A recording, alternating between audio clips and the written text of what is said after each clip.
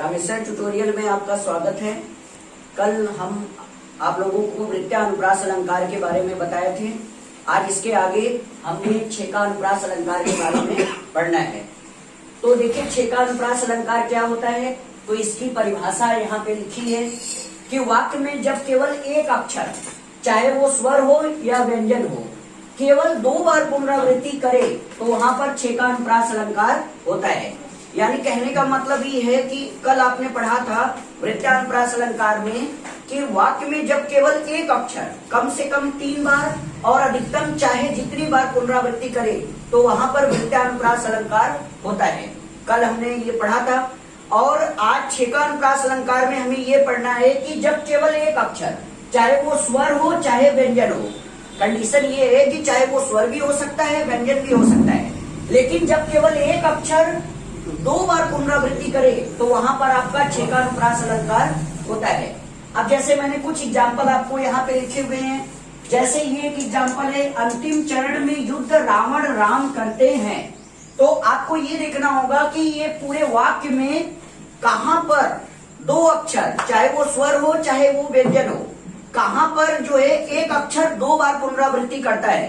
तो हम ये देखते हैं कि अंतिम का पहला अक्षर अ है। अब चरण का पहला अक्षर च है। तो आप देख रहे हैं यहाँ अ है लेकिन यहाँ पर च है, तो एक अक्षर 2 बार पुनरावृत्ति नहीं कर पाया। तो हम आगे देखते हैं यहाँ इसका पहला अक्षर म है और इसका पहला अक्षर य है। तो आप देख रहे हैं कि दोनों अक्षर अलग अलग हैं। लेकिन जब हम यहाँ आते हैं रावण और राम में, तो आप देखते हैं रावण का पहला अक्षर र है, राम का पहला अक्षर र है। तो हम ये पाते हैं कि जब भी किसी वाक्य में केवल एक अक्षर 2 बार पुनरावृत्ति करे तो वहां पर आपका छेकानुप्रास अलंकार होता है। तो आपने इस वाक्य में देखा कि र अक्षर जो कि केवल एक अक्षर है, केवल एक अक्षर 2 बार पुनरावृत्ति करता है तो वहां पर छेकानुप्रास अलंकार होता है। तो हम देखते हैं कि इस वाक्य में रावण में पहला अक्षर र, राम में पहला अक्षर र, यानी केवल एक अक्षर 2 बार पुनरावृत्ति किया, इसलिए इस वाक्य में कौन सा अलंकार है? छेकानुप्रास अलंकार है। चलिए हम अगला एग्जाम्पल देखते हैं। जैसे मैंने कल आपको वृत्यानुप्रास अलंकार में आप देख लीजिएगा, एक एग्जाम्पल मैंने बताया था, रघुपति राघव राजा राम पतित पावन सीता राम। तो आपने मैंने कल बताया था कि अगर केवल एक अक्षर कम से कम 3 बार और अधिकतम चाहे जितनी बार पुनरावृत्ति करे तो वहां पर वृत्यानुप्रास अलंकार होता है। तो आप ये देखिए, रघुपति राघव राजा राम। तो आप यहां से रघुपति से लेकर के राम तक आप एक चीज नोटिस करिए कि रघुपति का पहला अक्षर र है, राघव का पहला अक्षर र है, राजा का पहला अक्षर र है, राम का पहला अक्षर र है। तो आप देख रहे हैं केवल एक अक्षर 3 बार से अधिक पुनरावृत्ति कर रहा है। तो हमने कल पढ़ा था कि जब केवल एक अक्षर कम से कम 3 बार और अधिकतम चाहे जितनी बार पुनरावृत्ति करे तो वहां पे वृत्यानुप्रास अलंकार होता है। तो आप देख रहे हैं कि इस वाक्य में रघुपति से लेकर राम तक आपका वृत्यानुप्रास अलंकार है। क्यों? क्योंकि एक ही अक्षर र 4 बार पुनरावृत्ति किया है, तो यहाँ पे वृत्यानुप्रास अलंकार है। लेकिन जैसे ही इस वाक्य में हम आगे की ओर बढ़ते हैं, पतित पावन सीता राम में, तो हम देखते हैं पतित का पहला अक्षर प है, पावन का पहला अक्षर प है। यहाँ पर हमें एक बात ध्यान रखनी होगी कि जैसा कि मैंने कल बताया था कि अनुप्रास अलंकार कोई भी हो, चाहे वो कोई भी भेद का अनुप्रास अलंकार हो, हमेशा मात्राओं को ध्यान में नहीं रखा जाता है। हमेशा केवल और केवल आपको अक्षर से ध्यान रखना होता है, मात्रा से कोई मतलब नहीं होता है। तो आप ये देखिए, पतित पावन सीताराम में आप देख रहे हैं पतित का पहला अक्षर प है, पावन का पहला अक्षर प है, मात्रा से हमें कोई लेना देना नहीं है। तो आप एक चीज देखिए, नोटिस करिए कि पतित का पहला अक्षर प, पावन का पहला अक्षर प।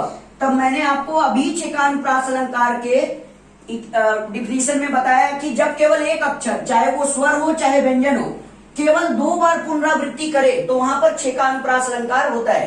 तो आप ये देखिए, पतित पावन में प अक्षर केवल 2 बार पुनरावृत्ति किया है। तो हमें पता है कि अगर केवल एक अक्षर 2 बार पुनरावृत्ति करे तो वहां कौन सा अलंकार होता है? छेकानुप्रास अलंकार होता है। इसलिए आप इस वाक्य में नोटिस करिए कि जहां तक केवल एक अक्षर 3 बार या 3 बार से ज्यादा पुनरावृत्ति करेगा तो वहां वृत्तानुप्रास अलंकार होगा। लेकिन केवल एक अक्षर 2 बार पुनरावृत्ति करे, केवल 2 बार, तो वहां छेकानुप्रास अलंकार होता है। तो इसलिए पतित पावन में छे का अनुप्रास अलंकार है।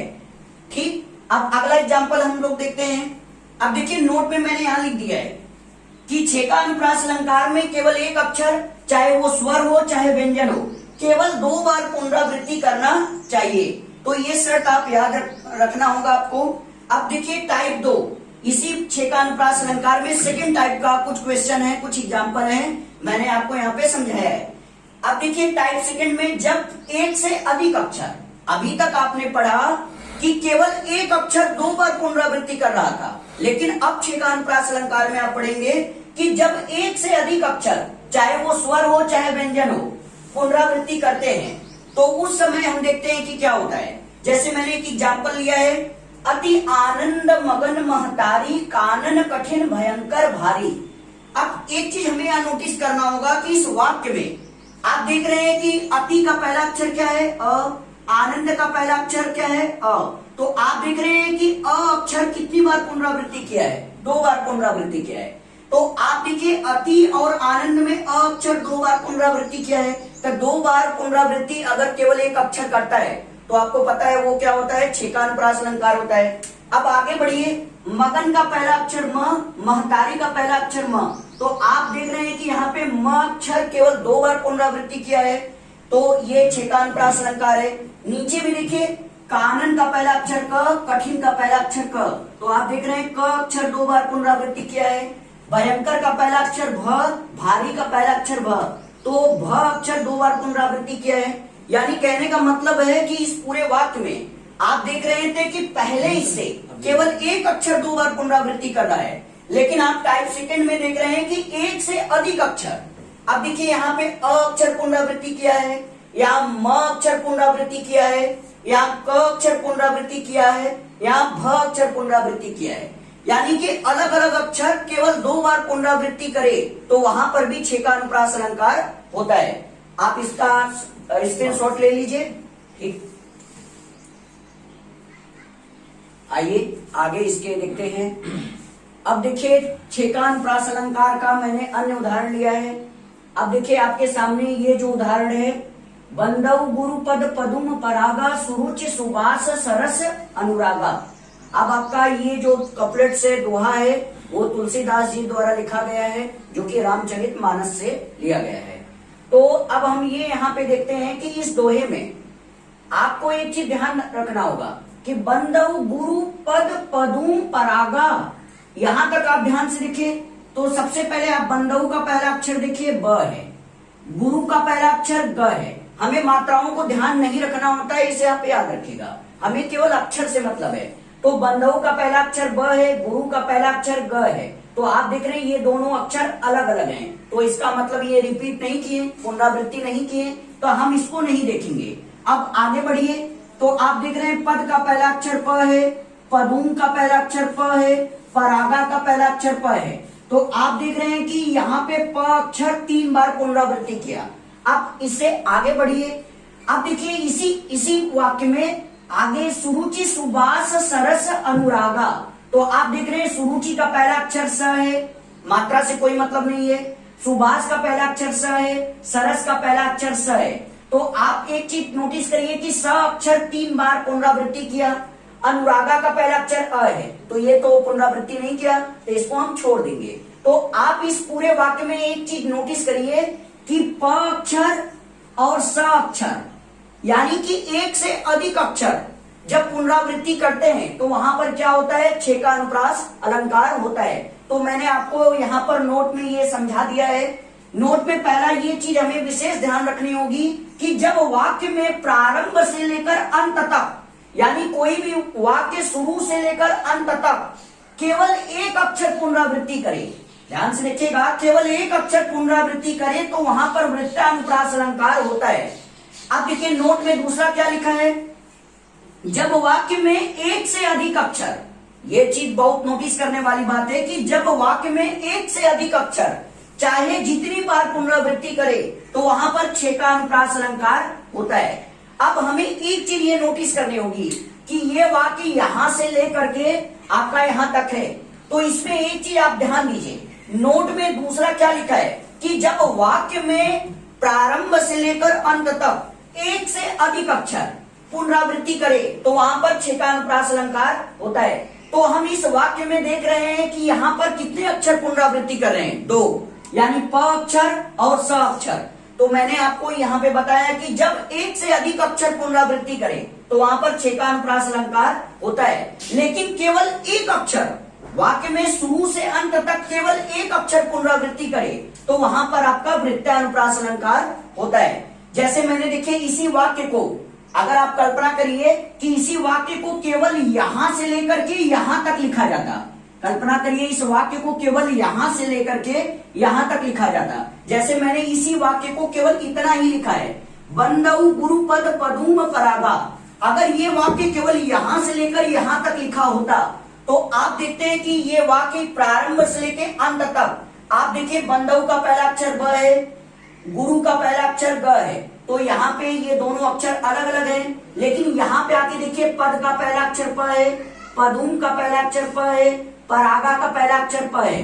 तो अगर ये वाक्य यहाँ से केवल यहाँ तक लिखा होता तो आप देखते हैं कि प अक्षर कितनी बार रिपीट किया है, 3 बार। यानी कि जब वाक्य में शुरू से लेकर अंत तक केवल एक अक्षर, यही चीज आपको ध्यान रखना है कि वाक्य में शुरू से लेकर अंत तक जब केवल एक अक्षर 3 बार पुनरावृत्ति करे कम से कम, तो वहां पे कौन सा अलंकार होता है, वृत्तानुप्रास अलंकार होता है। अगर ये वाक्य यहां से यहां तक लिखा होता तो आप इसमें कौन सा अलंकार मानते, वृत्तानुप्रास अलंकार मानते।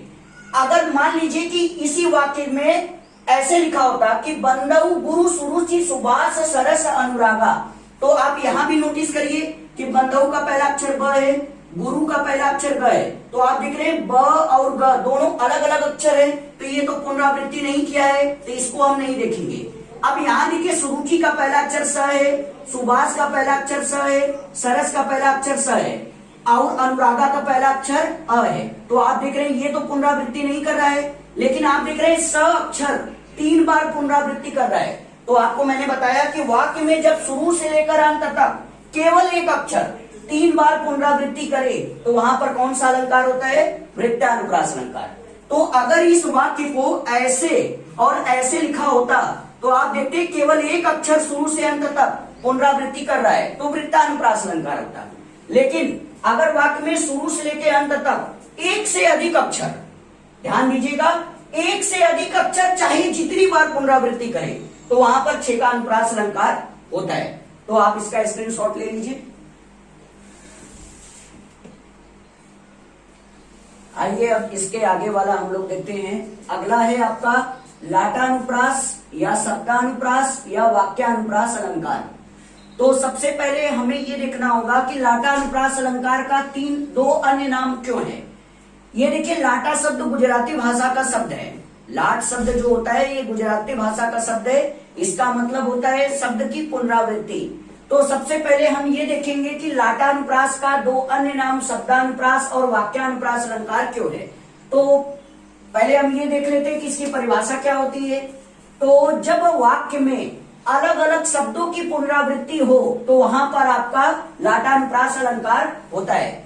अभी इससे पहले आपने वृत्तानुप्रास अलंकार और छेकानुप्रास अलंकार में ये देखा कि वहां पर अक्षर की पुनरावृत्ति हो रही थी, वहां पर केवल अक्षर की पुनरावृत्ति हो रही थी। लेकिन अब आपको लाटानुप्रास अलंकार में या शब्दानुप्रास अलंकार में आपको शब्दों की पुनरावृत्ति देखने को मिलेगी। यानी वृत्तानुप्रास अलंकार में केवल अक्षर पुनरावृत्ति करता है, छेकानुप्रास अलंकार में अक्षर पुनरावृत्ति करता है, लेकिन लाटानुप्रास अलंकार में शब्दों की पुनरावृत्ति होगी। इसे आपको ध्यान रखना है, ठीक। तो मैंने यहाँ पे कुछ उदाहरण लिखे हैं। हाँ, नोट में एक चीज आपको ध्यान रखनी होगी कि वाक्य में शब्दों की पुनरावृत्ति चाहे जितनी बार हो, एक चीज आपको ध्यान रखना है कि लाटानुप्रास अलंकार में एक शब्द चाहे जितनी बार पुनरावृत्ति करे इससे कोई मतलब आपको नहीं है। हाँ, अब कुछ उदाहरण हम यहाँ पे देखते हैं। जैसे मैंने एक एग्जाम्पल लिया है जो कि परीक्षाओं में कई बार पूछा है। जैसे पूत सपूत तो क्यों धन संचय, पूत कपूत तो क्यों धन संचय। अब एक चीज आपको ध्यान रखना होता है, हमेशा आप एक चीज ध्यान रखिएगा कि कभी भी लाटानुप्रास अलंकार का जो भी एग्जाम्पल होता है उसमें अर्थ से कोई मतलब नहीं होता है। यानी वाक्य का अर्थ कोई भी मायने नहीं रखता है। आपको केवल और केवल एक चीज ध्यान रखनी होती है, नोटिस करनी होती है, वो ये है कि आप देखेंगे कि लाटानुप्रास अलंकार के जितने भी एग्जाम्पल होते हैं, आप देखेंगे उसमें केवल शब्दों की पुनरावृत्ति होती है, अर्थ कोई मायने नहीं रखता है। तो एक चीज आप ये ध्यान रखिएगा, अर्थ आपका कोई मायने नहीं रखता। अब एक चीज देखिए, पूत सपूत तो क्यों धन संचय, पूत कपूत तो क्यों धन संचय। अब आपका ये एग्जाम्पल यहां से यहां तक है, तो आप एक चीज देखिए, पूत शब्द देखिए यहां पर और यहां पर आया है, और सपूत शब्द देखिए, सपूत और कपूत अलग अलग शब्द है, तो ये तो पुनरावृत्ति नहीं किया। लेकिन देखिए पूत पूत ये दोनों देखिए पुनरावृत्ति कर दिया, तो देखिए पुनरावृत्ति कर दिया, क्यों और क्यों ये भी पुनरावृत्ति कर दिया, धन और धन ये भी पुनरावृत्ति कर दिया, संचय और संचय ये भी पुनरावृत्ति कर दिया। केवल और केवल जो पुनरावृत्ति नहीं किया वो है सपूत और कपूत, ये दोनों अलग अलग शब्द हैं। तो अर्थ से आपसे कोई मायने नहीं है, केवल आपको ये ध्यान रखना है कि वाक्य में जब अलग अलग शब्दों की पुनरावृत्ति हो तो वहां पर हमेशा आपका लाटानुप्रास अलंकार या शब्दानुप्रास अलंकार या वाक्यानुप्रास अलंकार होता है। तो आपने देखा कि इस वाक्य में पूत, तो, क्यों, धन, संचय इतने सारे शब्द क्या हैं, ये आपके कॉमन है, यानी पुनरावृत्ति करते हैं। तो जब शब्दों की पुनरावृत्ति होती है तो वहां कौन सा अलंकार होता है, शब्दानुप्रास अलंकार या लाटानुप्रास अलंकार। अब देखिए मैंने कुछ एग्जाम्पल जो कि फिल्मों के हैं वो यहाँ पर आपको मैंने लिखा है, तो इसको भी आइए समझते हैं। जैसे देखिए, चलते चलते यूं ही रुक जाता हूं मैं, बैठे बैठे यूं ही खो जाता हूं मैं। जैसे देखिए ये एक फिल्म का आपका मतलब सॉन्ग्स है, गाना है, मैंने इसको यहाँ पे लिखा है। तो आप एक चीज नोटिस करिए, ये देखिए चलते और चलते, ये देखिए शब्द पुनरावृत्ति किया यानी रिपीट किया। इसके बाद यहाँ पे ये देखिए बैठे और बैठे शब्द रिपीट किया, यहाँ पे देखिए यू और यू शब्द रिपीट किया, ही और ही शब्द रिपीट किया। यहाँ पे ये देखिए रुक और खो ये पुनरावृत्ति नहीं किया। इसके बाद देखिए जाता और जाता ये रिपीट किया, हु और हु रिपीट किया, मैं और मैं रिपीट किया। यानी पूरे वाक्य में यहां से लेके यहां तक आप एक चीज ध्यान दे रहे हैं कि इस वाक्य में शब्दों की पुनरावृत्ति हो रही है। यहाँ पे देखिए चलते शब्द की पुनरावृत्ति हुई, बैठे शब्द की पुनरावृत्ति हुई, यू शब्द की हुई, ही शब्द की हुई, जाता शब्द की हुई, हु की हुई, मैं की हुई। केवल और केवल एक बच गया, वो है आपका रुक और खो, जिसकी पुनरावृत्ति नहीं हुई। तो हमें एक चीज ध्यान देना है कि अगर वाक्य में केवल एक शब्द की भी पुनरावृत्ति अगर हो जाए तो वहां पे लाटानुप्रास अलंकार होने की संभावना होती है। अब जैसे देखिए एक वाक्य और भी लिया है, ये बहुत फेमस फिल्म का सॉन्ग है, दोस्त दोस्त ना रहा, प्यार प्यार ना रहा।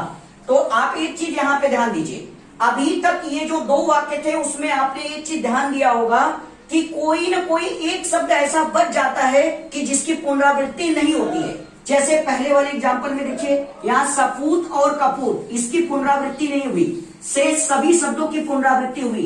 इसमें भी देखिए चलते की हुई, बैठे की हुई, इसका हुआ, इसका हुआ, इसका हुआ, इसका भी हुआ, इसका भी हुआ, केवल रुक और खो का पुनरावृत्ति नहीं हुआ। लेकिन अब आप ऐसा एग्जाम्पल देखेंगे जिसमें सारे के सारे शब्द वाक्य में आए, सारे के सारे शब्द पुनरावृत्ति करते हैं। जैसे देखिए दोस्त शब्द पुनरावृत्ति किया, प्यार शब्द पुनरावृत्ति किया, ना शब्द पुनरावृत्ति किया, रहा शब्द पुनरावृत्ति किया।